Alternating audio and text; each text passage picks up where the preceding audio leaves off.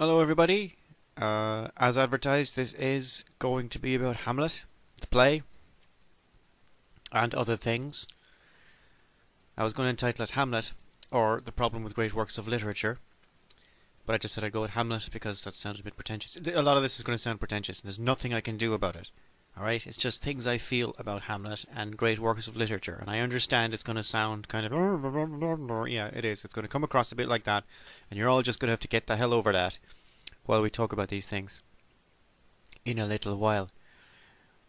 As I attempt to transition these things, I've finished with all the script ones now, podcasts. This is just all me talking off the top of my head.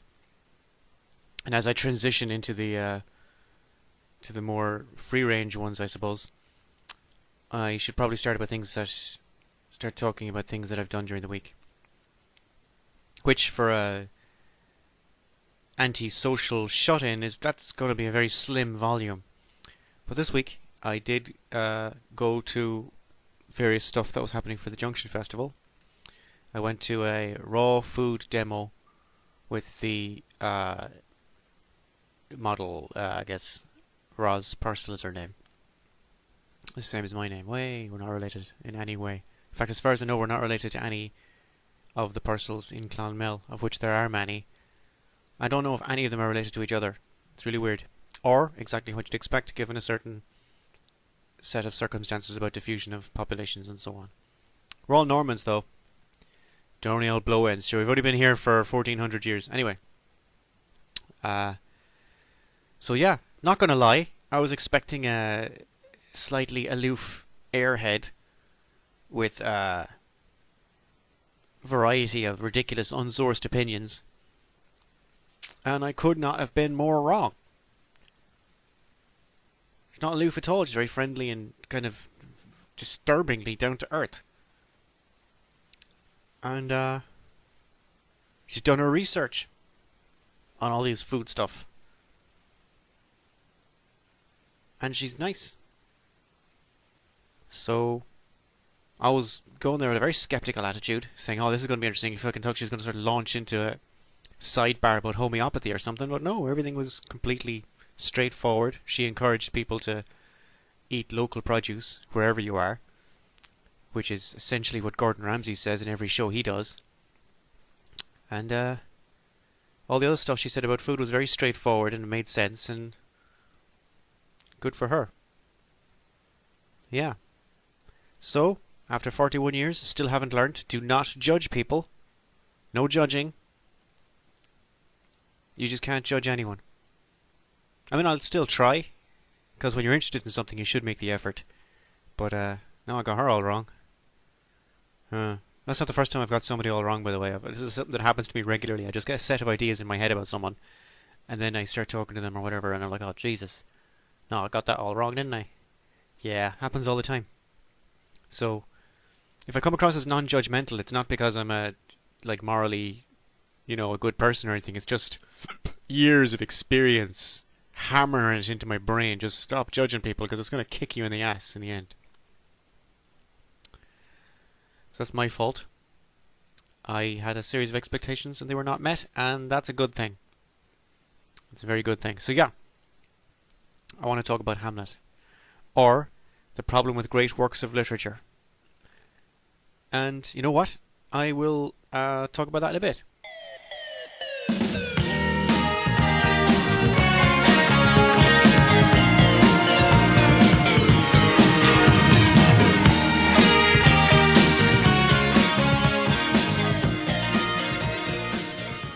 So I got the idea for this podcast, funnily enough, from Bob Dylan. Bob Dylan, famous songwriter and Nobel Prize winner. Bob Dylan won the Nobel Prize for Literature last year, and he finally got around to giving the speech. If you win the Nobel Prize, part of the deal is you have to give the speech. That's part of the award. We award you the responsibility to deliver some kind of speech.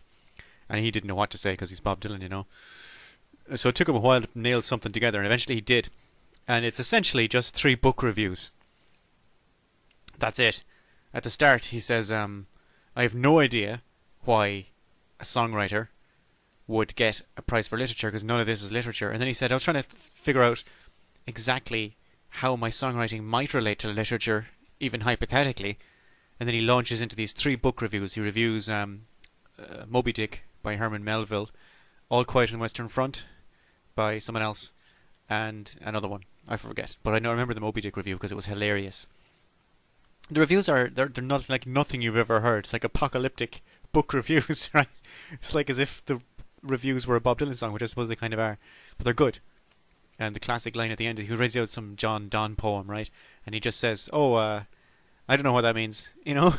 He says, "I don't know what that means, but it sounds good. And if you're a songwriter, you want your stuff to sound good," which I suppose is the primary criterion for a song, is does it sound good, not does it mean something interesting. Like, that's secondary. Does it sound good? A lot of Bob Dylan stuff is complete gibberish, but it sounds fantastic, and it's a testament to his songwriting that it doesn't have to make sense at all, but you still know exactly what he means. Like, you still know whether a song is iconoclastic, or a song is romantic, or a song is delivering an opinion on a certain topic, even if it doesn't mention it. You just get that impression from the way he writes it. That's the genius of the songwriting, I guess. But yeah, I said, look, if he can deliver a Nobel Prize for Literature speech, which is essentially 3 book reviews, then surely I can do one on Hamlet. Good for him, right? Yeah. So it's good enough for Bob Dylan, and it's good enough for me. So I'm going to talk about literature and great works of art and so on in general. And I'm going to do it by talking about specific things, in particular Hamlet. Right. There's really no such thing as a great work of literature. I mean, it's a phrase people use, like the classics and the Western canon. You know, these kind of phrases, they don't really mean anything. Like, you can't sort of put a list of things you'd expect to find in it and say, yes, all of these things match those criteria. It doesn't work like that. Really, all it means is that people are still buying it, right? And people are definitely still buying Hamlet, and they're still going to see it. So, well done. 400 years later, that's essentially it. And whether it's any good or not is kind of, I don't know. It's, in general, it's separate. In this particular case, of course, I like Hamlet a lot, so I like it. The way they teach it. This is what they say about the Irish language as well, that the problem is the way they teach it. And maybe they're right, I don't know. But I suppose if you're going to be asked questions like, what is the metaphor here, and please trace the theme, and how many characters does it take to open a door in Hamlet, that kind of question, you're going to have to study things like theme, metaphor, and character. And I can only imagine that Shakespeare would have been horrified on a deeply personal level to imagine that students somewhere were pulling apart his scripts, looking for themes and metaphors and so on. Like, he wrote those scripts just for actors to read out on a stage. He didn't want them pored over. And I think I don't know obviously, but I'm guessing that he would have been horrified. He wouldn't want anybody reading them unless they're an actor getting ready for the play. But they sell it the whole wrong way. They sell it as if he wrote them intending you to look through it for analysis. Like, that's the way they teach it. And I don't know, you see. I understand if you're teaching 30 kids, you have an obligation, a moral obligation, to pitch your presentation to the lowest capability student, which is really boring for the highest capability students, but I understand why you have to do it, because you don't want a poor guy to get left behind just because he's not as quick, right? I get that. But there must be a better way to do it. Like, I don't know. The tendency is,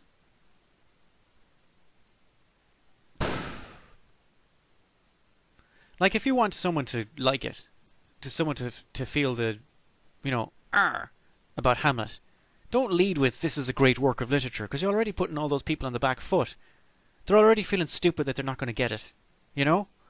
Like, why would you do that to someone? That's not cool. No one gives a shit about great work of literature. Why would anyone care about that? Anyway, that's just an opinion. That doesn't mean anything. You know, we're led to believe that they're great works of literature because they mean something transcendent and they've loads of metaphors and they're difficult to understand. You know? That doesn't mean anything great.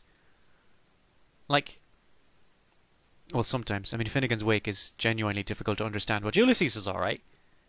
You know, I mean, people think Ulysses is difficult. It's not that difficult. It's a little bit difficult, but it's okay for things to be a little bit difficult, alright? Grow up. Grow a spine, you plank. And Hamlet is too. It's fine, you know? Finnegan's Wake is not fine. If you read Finnegan's Wake and you can't handle it, that's fine. That's completely understandable. But Ulysses, just read straight through. Just read it. You know, no one's expecting anything of you. Just read it. And Hamlet, go see it. Don't bother reading it. Just go see it. Unless you're studying it for a specific reason, like you have to answer questions on the Leaving Cert, do not read the script of Hamlet. Just go and see it, or watch it on TV, or download it, or something. It's well worth watching.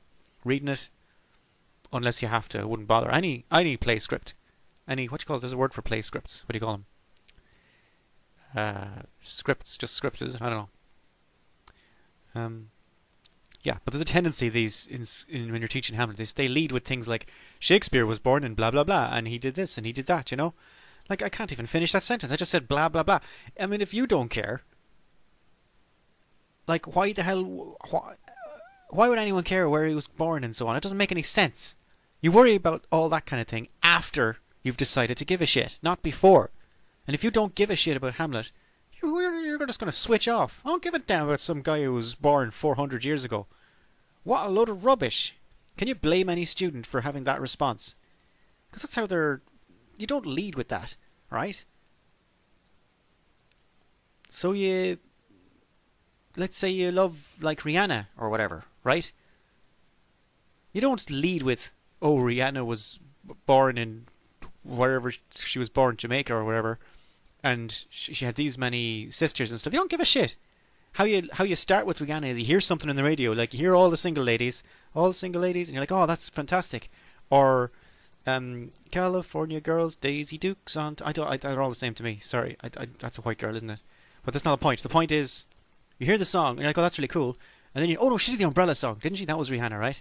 That was a great song. I don't know who. I think it was her. She did, oh, Umbrella, Ella, Ella, Ella, right? That's a great song. And you say, oh, that's a really cool song. And what do you like about the song? Well, it's got a nice beat, and I like the imagery, right? You can stand under my umbrella. It's a nice image. And, you know, and then you'll hear something else you like. And maybe if you hear a whole bunch of stuff of Rihanna you like, then you'll start worrying about where she was born and where she comes from and what informs her musical sense and so on. But you don't lead with all that. That's how they teach Hamlet. They start off with, here is a metaphor. This is what this means. Look at the goddamn man. You should open Hamlet by just making him watch the movie day one. Don't be thinking, oh, they can't handle it. They're not idiots. Of course they can handle it. When Shakespeare wrote it, he put it on a play, and they all watched it that night. They didn't stop every 5 seconds and say, well, here's what this scene means, you know? And those people were not educated, by the way. They're just regular folks. Folks. I've been in America too long. They're just regular folks. Well, those guys are just regular people. And they paid their penny or whatever to get in and watch this thing because they wanted to see it because it's exciting and interesting, not because it's an important thematic piece, instructive when it comes to use of metaphor and language. They just liked it. And that's how you start. That's how you sell it. You start with that. Right? There you go. You lead with your passion. Right? That's how you teach anybody anything, from maths to Hamlet to anything. You lead with your passion. You walk into the class and you say, this is what I love about this. This is why I love Hamlet. You don't go in and say the way they do it. You know, we're going to start at Act 1, Scene 1. I mean, that's not a bad place to start, fair enough, for anything. But it just seems so structured and boring. You lead with your passion. You go in and you say, this is why I love Hamlet. Hamlet is amazing for the following reasons. Right? And then you go down along. Okay? And your reasons are not going to be the same for everyone, which maybe that's why it screws up with a centralized syllabus, but do it anyway. At least on day one, give them some kind of a chance. Right? These are the things I love about Hamlet. Right. That's what I would do. This is what I'm not a teacher. Right? But you don't have to be, you know, you don't need a weatherman to know which way the wind blows. Right? Going back to Bob Dylan. You can criticize something without, like, you don't need to have a replacement theory to criticize a theory. It's perfectly acceptable to say this sucks. Like, I don't need to know anything at all about plumbing to notice that my kitchen is under 3 feet of water. Right? There's no point in saying, well, if you don't like it, then why don't you do the pipes? No. No. That's the incorrect response. I've just told you my kitchen is under 3 feet of water and you're telling me I'm not a plumber and I don't get to have an opinion. Yeah, I know I'm not a plumber. Right? So you can criticize something and you don't have to have a replacement thing. So yeah. I'm criticizing the way they're teaching it, and I'm not myself a teacher, and that's irrelevant. Yeah, lead with your passion. I mean, I've seen people doing it. Like in my high school, I've seen people doing it. Like I had a maths teacher called Sean Toomey, and he tried that. He honestly did. He made a real effort to lead with his passion. He came into the class one day and he said, "Look, lads, this I'm going to show you something that's wonderful about maths, and this is why I love it." Right? Now, I didn't understand a word of what he said after that, but I appreciate the fact that he tried. I'm not joking, by the way. I'm serious. I really do appreciate that about him on that day. Right? And we had an Irish teacher, a guy called Murish O'Leary, and he led with his passion every flippin' day. He would just come into the class and say, "Here's what I love about this Irish thing," and he'd explain the thing, and at the end of it, you'd almost understand. You know, you could almost relate to the concept of loving Irish, which to a to a secondary school student in Ireland is very difficult. But he did such a great job of just being a person in the world that it was kind of infectious, you know. So naturally, he left in the middle of the cycle, and we didn't have him for the Leaving Cert. He's too good at his job, I guess. So yeah, lead with your passion if you're going to teach the thing. And I think I should stop there, but in a little while I'm going to just talk more about Hamlet and why I like it.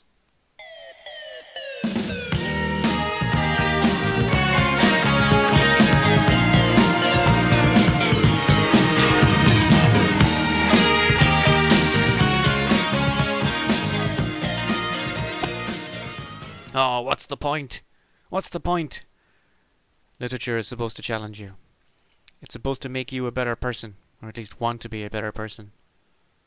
It's supposed to improve your understanding of the world around you, and maybe even your understanding of other people. It forces you to think about something apart from yourself. Because when you read a bit of literature, there's some kind of a guy who's going through something, and in order to understand what's going on, you will have to, however momentarily, attempt to identify with him. You're getting out of your head, and that's always a good thing. You don't want to be stuck inside your own head all day, because you will have no basis for evaluating anything that involves not physical objects. Any of the great works of literature, which we've already established is a nonsense phrase, but any of the great works of literature will do all of those things. Or art, or anything. So let's talk about Hamlet. What is Hamlet about? What's it about? Well, it's about love and death and obsession and loyalty and revenge and sex and family and friendship and duty and honor and insanity and fate and hate. Plays are usually focused. Like Arthur Miller's Death of a Salesman has a pretty narrow focus. Eugene O'Neill's The Hard Day's Journey into Night is very focused. They usually write plays about something. But Shakespeare wrote a play about everything. Hamlet is about everything. Yeah, that's great. What is it really about? Yeah, alright, fine. It's about a Danish prince who suspects that his father was murdered by his uncle. And he strongly suspects that his uncle murdered his father for political reasons, and embarks on a hunt for evidence motivated by a rather violent revenge impulse. And as the play progresses, Hamlet's behaviour alternates between paralysing indecision and obsessive murderous insanity, which burns every decent good thing in his radius to the ground. And in the end everyone dies. But it's not like an episode of Columbo, so it's not like a murder mystery or it's not even a ghost story. So it's like it's more than all that. It's about death and life and family and honour and what it means to have friends and love and sex and the act of creation. It's about storytelling and the process of putting artistic responses into your mind and projecting them out of your mind. It's about money and politics and war and how all these things intersect. And it's about the role of women in society and class structure. It's about religion and philosophy, and it's about sanity and insanity. You could talk about that kind of thing for ages, and it would all be very interesting and so on. All these things are how we interpret the world. Like we don't see much of anything or do much of anything except that it relates to how we understand things like love and death and family and money and so on. But that's all very sterile. Now, these analyses are never really related to you as a person. I mean, if they were, it would be creepy, wouldn't it? It'd be creepy. Like, it'd be creepy if a teacher came along and started describing any of these things like Hamlet or Wuthering Heights, but just in terms of you personally. Like when Hamlet does this, it's a bit like when you did that, isn't it? Oh, Jesus, what? How'd you find out about that? I know what you did last summer. Really? Because I was just hung around the house playing video games. That's not... I don't know much about Hamlet, but I'm pretty sure he doesn't have a PlayStation. So... yeah. These things are... this sort of analysis is they're themes, I guess. And evidence is compiled from the text to defend those analytical themes and so on. We're going to have to try again. What is Hamlet about? It's about you. It's about you. Any proper one of these things is about you. Like Ulysses. You know, you have to relate to it. You relate to the universal themes. That's how it works. And it'll be stuck in your mind forever. Is that not the one? Is that not the one? Hamlet, no. Is that not the one with to be or not to be? That's the one, yeah. But you have to kind of forget about that. Try to put that to one side. Actors in productions of Hamlet, they frequently complain that the murmurs of recognition at the many culturally embedded phrases interfere with their performance and act as an obstacle to audience comprehension. And also, sometimes the popular understanding of these lines is misconstrued. Like, the Polonius is this Egypt.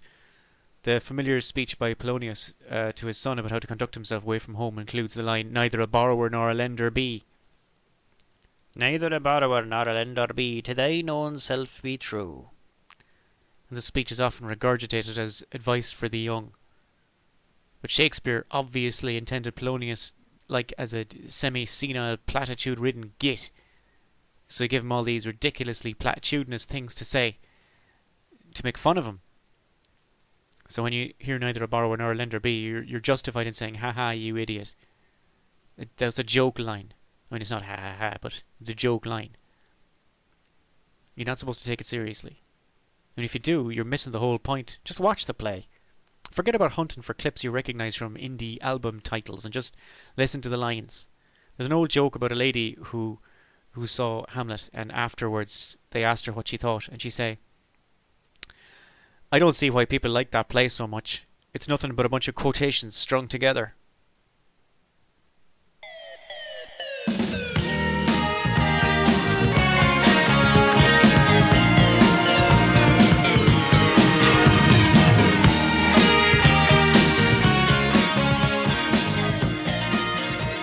But enough about Hamlet. The TLDR and the Hamlet stuff is go watch it, and I highly recommend the David Tennant version. Apart from being the best Doctor Who, ooh, controversial, he's also a very good Hamlet. He's far superior to the Laurence Olivier version. If you've seen the Laurence Olivier Hamlet, I mean, he comes across as a whiny, emo prat, but not in the cool way. Just in a whiny way, and it's difficult to watch. The David Tennant Hamlet is cool. I mean, you could watch the Kenneth Branagh Hamlet's all right, but he's like 35 when he took the role, and that's not cool. And he also, it's really long. It's like 4 hours long, which I mean, it's not a bad thing, I guess, but it is. So the Kenneth Branagh Hamlet is all right, but no one needs to see something that long. The Richard Burton Hamlet from 1964 is all right. He plays it. You know, this gives you an idea of how actors can influence roles. You know, he plays it like it's a comedy, like it's almost like a sitcom. He plays all the lines for laughs, and it works. And the recording I saw of it was in a theatre with people, and they were laughing at the laugh lines. You know, you can play it like that if you want, and it works. It doesn't like demean it or anything. It's just a different way to play it. So if you like that, can then track down the Richard Burton version. But my favourite is the David Tennant version. But enough about that. I wanted to talk about other things. including things like sculpture and music. So I'm going to talk about music, a topic about which I famously know very, very little. And I'm going to demonstrate to you how little I know and what it means, because I'm going to try something different here.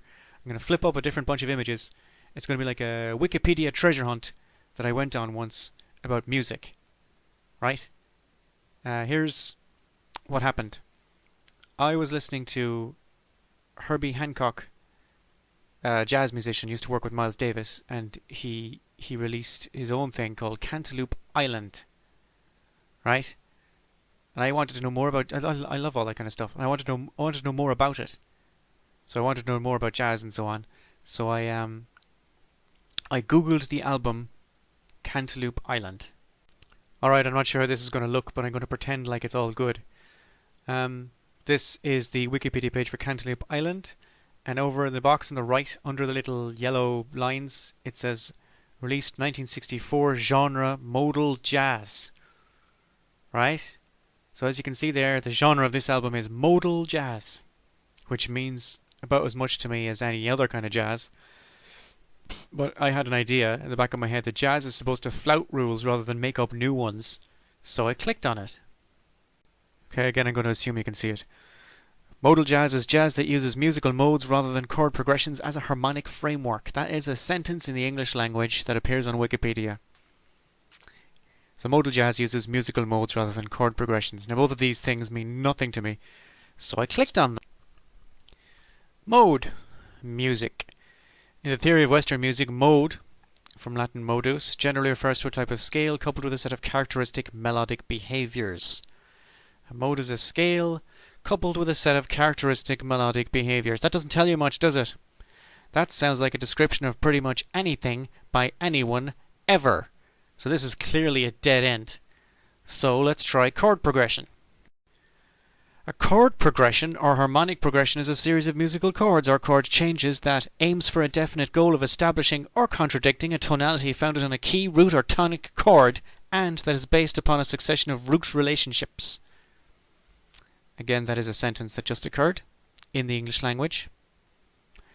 I don't know if you can see it. Again, I'm going to pretend like you can, but aims for a definite goal is in quotation marks, which is not encouraging. A chord progression is a series of chords that aims for a definite goal either for or against a tonality founded on a key. Now this tells me even less than mode. I don't know what tonality is, and I've like a very scant vision of what a key is, so let's keep going. I'm okay. I mean, we're just going to keep on going down this rabbit hole until somebody tells me what the hell music is. Alright? All I have so far is a bunch of stuff I don't understand linking to more stuff I don't understand. Well, here's tonality. Tonality is a musical system that arranges pitches or chords to induce a hierarchy of perceived relations, stabilities, and attractions. Okay? Got that, music people?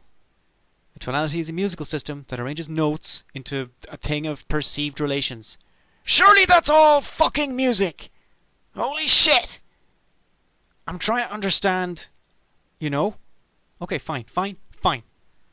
Forget about tonality. That way madness lies. I'm gonna just put all my chips onto this key thing. Key! In music theory, the key of a piece is the tonic note and chord that provides a subjective sense of arrival and rest. Are you fucking kidding me? What the hell kind of definition is that? A subjective sense. So in other words, I have to define it for myself. That's subjective, right? Because it's not objective. I could have done with that information 6 clicks ago. What am I doing with my life? Oh my god. This is terrible. You know what?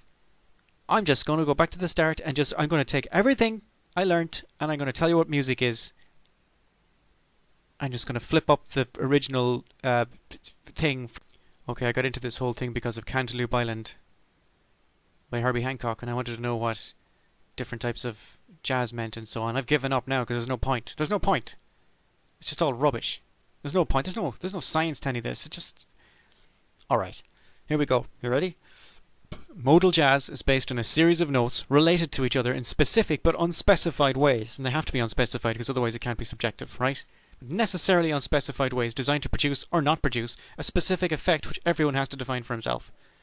Unlike other types of jazz, which are based on a series of notes related to each other in specific but necessarily unspecified ways, also designed to produce or not produce a specific effect which everyone has to define for himself. So that's great. That's all of Western music and also modal jazz and every other kind of jazz. Thanks very much, Wikipedia. Thanks, music. That's just fantastic stuff. And I'm done with...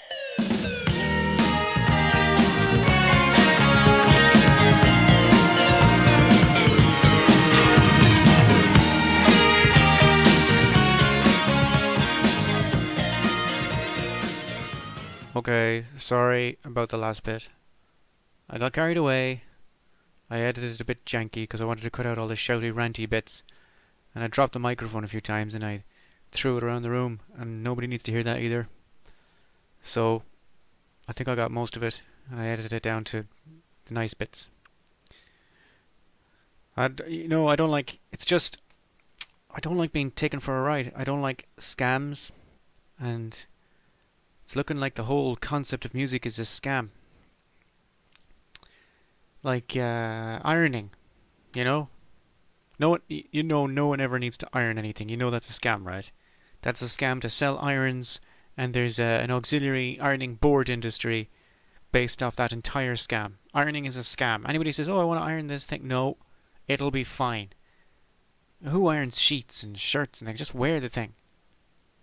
But it will look wrinkled. No, I'll be grand. It'll be fine. You're worrying about nothing. So yeah, I can't talk about music anymore. It's just going to drive me crazy. Because no one knows what it is and no one seems to care. I looked up, don't worry, I'm fine now. I'm going to be calm now. I looked up rock music just to see what rock music is. And it said, oh, it's just like anything with an electric guitar is probably rock music. And then 5 pages of gibberish, and then at the end it says, well, if it sounds like rock music, it's probably rock music. Like, I don't need that to be explained to me. I understand that part. Like, I'm hoping when I look up something like what is rock music, I want to hear something other than if it sounds like rock music and it has an electric guitar in it, it's probably rock music. Like, that's not cool. That's not why I'm paying Jimmy Wales my $2 a year. That's not cool. Yeah, anyway. When Franz Liszt, the Hungarian piano guy, when he played his piano bits, people would sometimes go mental. They would lose their minds at just being in the presence of that kind of genius when he played. And it's called Listomania. And it was a real thing. And Phoenix released their single called Listomania, and that's a nice song. Listomania, yes, but oh, like a riot, oh, not easily offended. There we go. Listomania. Yeah, anyway, Phoenix are a great band. Anything they do is fantastic. Well, that's what Listomania is. And in like 1620 or whatever, people decided they had to have tulips. I mean, everyone likes tulips because tulips are awesome, but when everyone goes for the same thing at the same time, the price gets let's say, unreflective of its value. And this was called tulipomania. And this was also a real thing. When people go to Jerusalem, sometimes they go crazy. They develop a religious madness. Sometimes they move there permanently, and other times they believe they're the second coming of Jesus, and they just wander around homeless, looking for alms and dressed like Egypts. It's called Jerusalem syndrome. And it is also a real... I'm not making any of this up. It is also a real thing. Sometimes when people go to Paris, like mainly Japanese people, it doesn't quite match up with their mental construction of what Paris should be like, which I think happens to anybody who goes to Paris. If the disparity is wide enough, their crushing disappointment drives them mad. It's called Paris syndrome, and yes, it's a real thing. I guess we're doing a tour of different types of madnesses, different types of syndromes. I remember the first time I went to Paris. We went to a Chinese restaurant, and the Chinese people in the Chinese restaurant were speaking French. There's this thing called the The uncanny valley, which is what they call it when a robot or some sort of animated human is very, very close to being accurately represented, but just isn't. And it makes me feel bad, me. It makes everyone who looks at it feel very, very strange. A lot more strange than if they'd just seen a robot that was a metal ball on a stick. Like when you watch The Simpsons, you don't recoil in horror at how unlike humans the animations are because your brain understands that it's an iconic representation and not supposed to be a realistic representation. So you can just switch off all that brain machinery and watch your Simpsons cartoon. But as they're developing human-like robots and as the animation gets better and better, that uncanny valley it's wide. It just feels wrong in our brains. It just feels wrong. Like there was a Star Wars movie where they recreated Grand Moff Tarkin, and it was just almost perfect, which is what you don't want. You want it to look nothing like him or to look exactly like him. Otherwise, you have the uncanny valley, and it's just your brain recoils at the horror of something being very, very close to human. But you know in the back of your mind that something's just very, very wrong. You know? And you can't explain it. It's just an instinctual reaction to flee. Anyway, that's how I feel about Chinese people speaking French. And sometimes when people are in hostage situations, this is probably the most common one, I suppose, they start thinking the abusive assholes are the good guys because they occasionally let up on the abuse to let them go to the bathroom or get something to eat. And these poor, deluded souls sometimes go to the dark side and join them, and this is called Stockholm Syndrome. This is obviously a real thing because it's in bunches of movies. If you haven't heard of Stockholm Syndrome, you need to watch more police procedurals. American ones. When people are in the presence of lots of art or pretty things, sometimes their tiny human brains can't stand it and they fall over or go mad. And it happens a lot in Florence for obvious reasons, but it can happen anywhere. And despite the fact that it should be called double rainbow syndrome, it's called Stendhal syndrome. And that's a real thing too. Stendhal syndrome is when you become transfixed by how amazing artwork is. I can understand that. I've seen artwork sometimes and I've been like, blah, blah, blah, blah, blah, blah, blah, blah. Just pictures. Painty pictures. I mean, what does it for me really is more abstract concepts, and it's difficult to get a visual on that, but I understand it. Theodore Sturgeon was a science fiction book writer, and he noticed that 90% of science fiction in the 1950s was crap, just rubbish, trash. So he developed his law, Sturgeon's law, which is 90% of science fiction books written in the 1950s are crap. But what he did not realize, as you can extrapolate this to pretty much any field of art or endeavor in any way at any time, 90% of everything is crap. And that's the larger law that he did not develop, but that was extrapolated from his law. 90% of everything is just trash. 90% of everything is trash. So I decided to run a little test. I talked to my dad, who lived through the 60s during what should be his golden years, his great years, his flourishing years, when you're most open to music and so on. I said, man, it must have been fantastic running through the 60s when you're into music and so on and buying records. I mean, it must have been amazing because you had all these bands. And he said, no, everything was rubbish. All the good bands were like, you could count them on one hand. 90% of everything that came out, he said, was trash. So I guess it's true. 90% of everything is trash.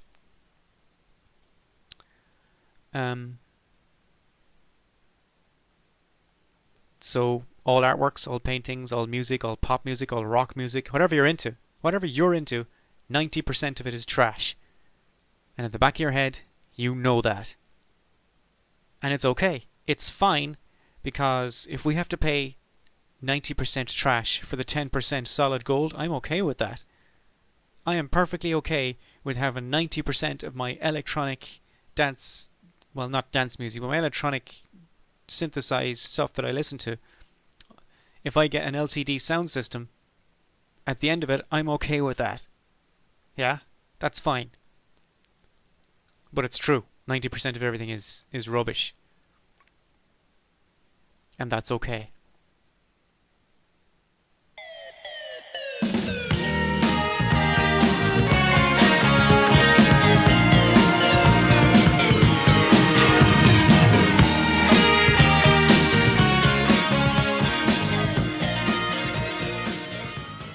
So this is the end of this one.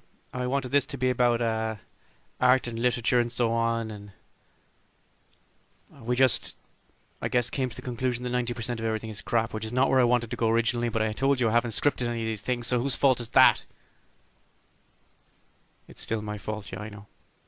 Hey, you know how to find somebody in a house. If you're in an empty house and you want to know if somebody's there, but you don't want to do the Scooby-Doo thing of checking every door, right?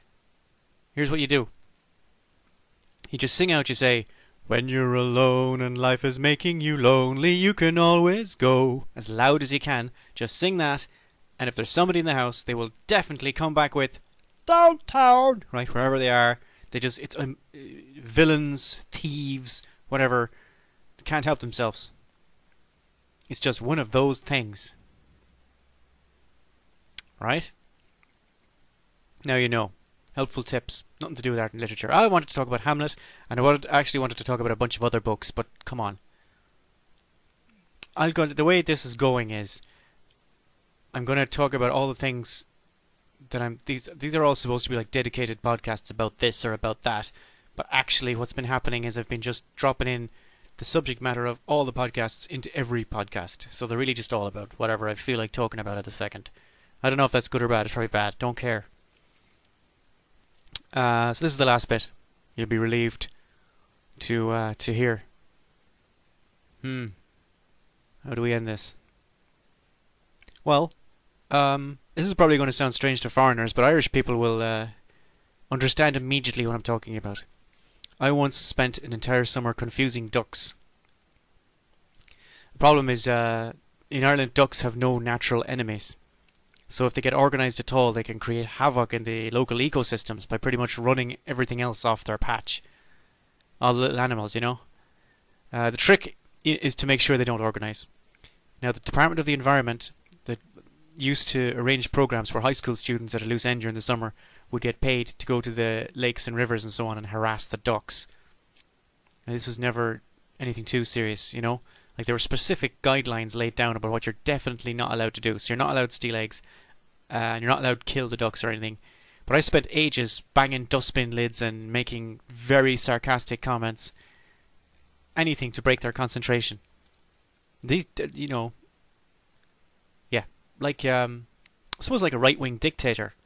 You know, just break them up, don't let them unionize. And who knows how many freshwater animals we saved. Certainly not us. The Department of the Environment never released any figures. But it must have been doing some good, because the program ran for several years. Now, if you go down to a lake, you might hear a funny noise.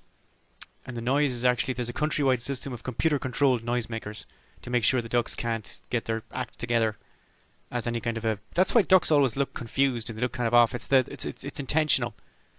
Like, if ducks ever look like they have their shit together, that's danger time, and you need to call an environment officer.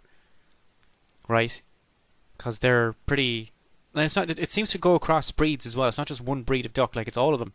And they will mix up with themselves. But they don't go near the swans. Swans are a whole other problem that I'm not going to go into today. I killed a few hours during the summer, why not? Better than sitting at home watching television, yeah? Scaring some ducks. I'm trying to think of some things we did I'm trying to keep that a current thing as well, like, so I'm trying to think of some things we did during the week. But I am really, really boring. I am Captain Boring, and my wife is my sidekick. Amazing girl. We went to Lidl, I guess. Let me think about Lidl. They sell all sorts of nuts in plastic buckets. I have a pistachio problem. Like, I hate most nuts, but I can't get enough of those little bastards. And predictably, they're like at least twice as expensive as all the other ones. I mean, they're probably a good source of something, but... And I guess they can... I bet they can, like, regulate your bleh levels as part of a ding-controlled dong or whatever. I don't care. I just like them.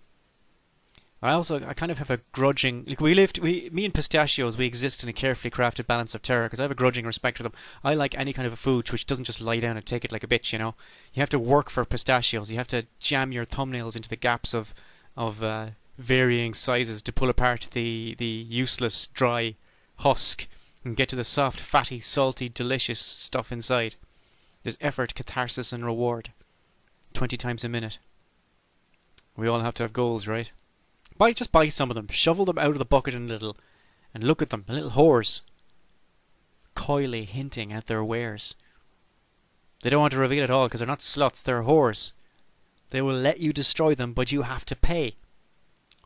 You'll pay in time and effort and money, I guess, and in my case, a degradation of thumbnail quality from hours of being rubbed with salt and oily fats. I don't do that anymore. I found a hack on the Tumblr machine.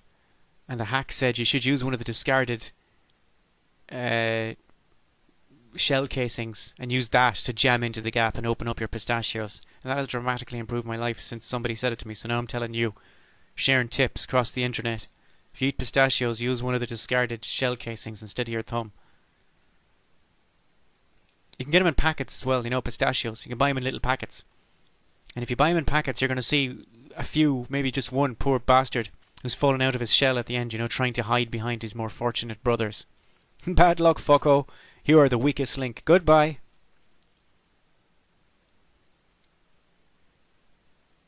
Yeah, that probably shouldn't have said so much about pistachios. Well, anyway, this is it. That's it. That's my show. That's my podcast. Not a show. It's my podcast. For this week, thanks for listening. Subscribe. Like, little thumbs up thing, and subscribe if you want to. It only takes a minute, girl, to subscribe. That's not the song. Again, if you like it, tell your friends. If you don't like it, please tell everyone. And I am out.